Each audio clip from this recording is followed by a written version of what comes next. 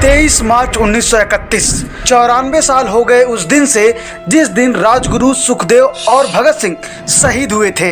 दोस्तों, Lahore central jail में 23 मार्च 1931 की शुरुआत किसी और दिन की ही तरह हुई थी, बट इसमें फर्क बस इतना था कि रात में जबरदस्त आंधी के साथ बारिश हो रही थी। ऐसा लग रहा था कि नेचर भी कुछ अनहोनी होने का संकेत दे रहा हो। एंड दोस्तों, जेल के कैदियों को उस समय थोड़ा सा अजीब लगता है जब अर्ली मॉर्निंग वार्डन चरत सिंह उनसे आकर कहता है कि सभी कैदी अपने अपने कोठरियों में चले जाएं विदाउट गिविंग एनी रीजन। अभी सभी कैदी इसका रीजन जानने की कोशिश ही कर रहे होते हैं कि उसी समय जेल का नायब बरकत धीरे से बोलते हुए गुजरता है कि आज रात भगत सिंह, राजगुरु और सुखदेव को फांसी दी जाने वाली है। ऐसा सुनकर जेल के सभी कैदी बरकत से रिक्वेस्ट करते हैं कि वो फांसी के बाद भगत सिंह की कोई भी चीज उन्हें लाकर दे दें, सो दैट वो अपने ग्रैंड चिल्ड्रन को यह बता सकें कि वह भी कभी भगत सिंह के साथ जेल में बंद थे। बरकत भगत सिंह की कोठरी के अंदर जाता है और वहां से कंघा और पेन लेकर आता है। एंड दोस्तों, सारे कैदियों में उस पर अधिकार जताने की होड़ सी लग जाती है। Can you imagine that? But कुछ समय बाद सभी कैदियों की निगाहें उनके सामने से होकर जाने वाले रास्ते पर टिक जाती हैं।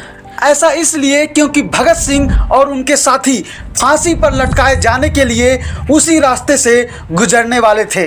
दोस्तों, एक बार पहले जब भगत सिंह उसी रास्ते से ले जाए जा रहे थे तो पंजाब कांग्रेस के नेता भीमसेन सच्चन ने उनसे पूछा था कि आप और आपके साथियों ने लाहौर कॉन्स्पिरेसी केस में अपना बचाव क्यों नहीं किया।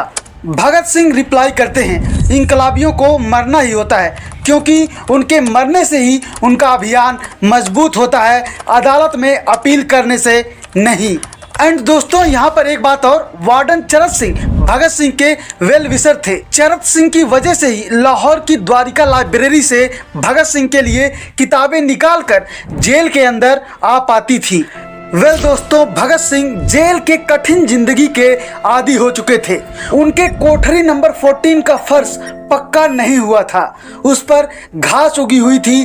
कोठरी में बस इतनी सी जगह थी कि उनका 5 फीट 10 इंच का शरीर बामुश्किल से उसमें समा पाता था।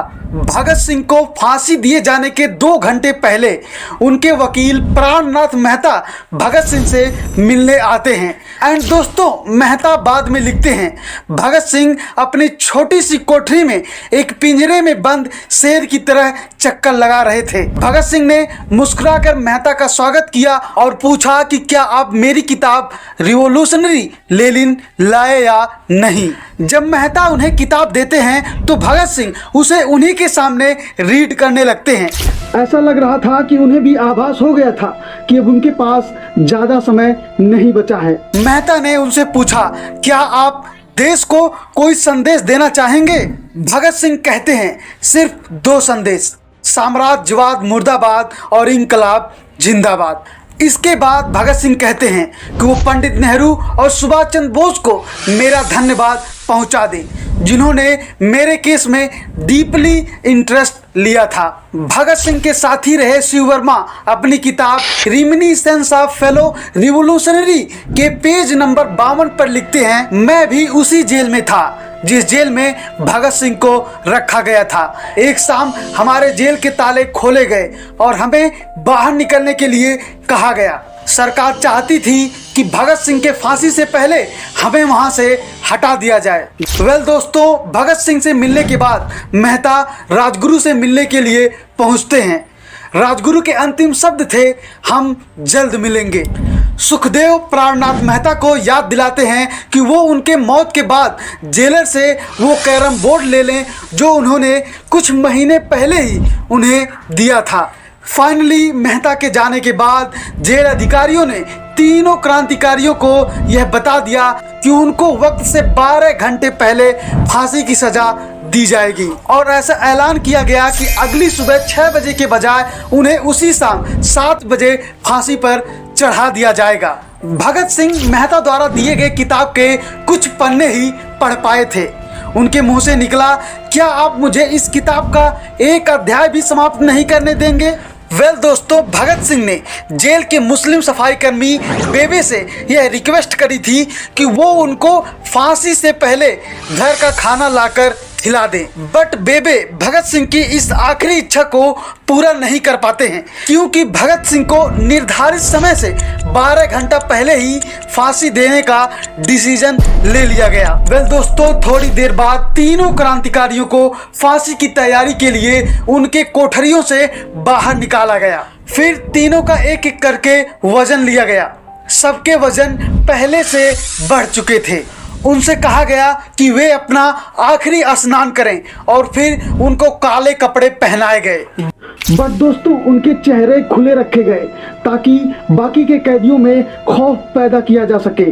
आखिरी समय में चरत सिंह भगत सिंह के कान में कहते हैं, वाहे गुरु को याद करो। भगत सिंह रिप्लाई करते हैं, पूरी जिंदगी तो मैंने ईश्वर को याद ही नहीं किया।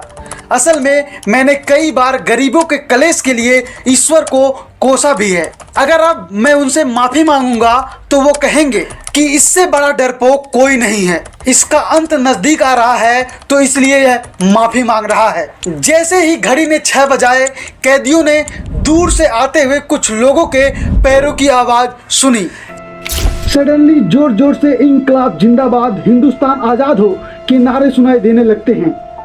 तीनों युवा क्रांतिकारियों के गले में फांसी की रस्सी बांध दी गई, उनके हाथ और पैर बांध दिए गए।